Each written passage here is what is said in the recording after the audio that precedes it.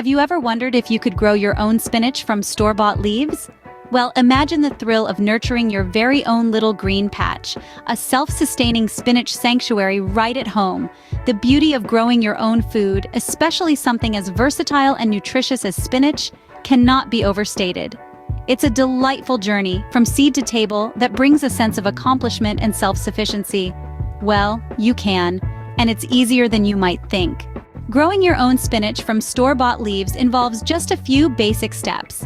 Let's break it down. First, you'll want to select healthy, vibrant leaves.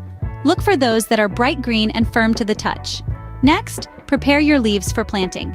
Cut off the bottom of each leaf, leaving about 1 inch of stem. Place these cuttings in a cup of water, submerging the stem but not the leaf itself. Then, it's all about care. Keep your leaf cuttings in a sunny spot and change the water every 2 to 3 days.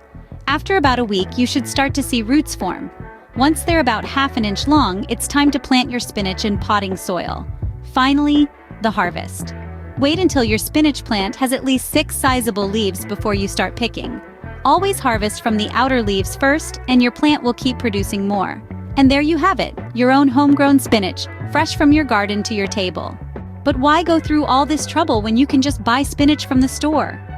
Well, imagine the joy of harvesting your own food, the potential savings, and the certainty that your greens are pesticide-free.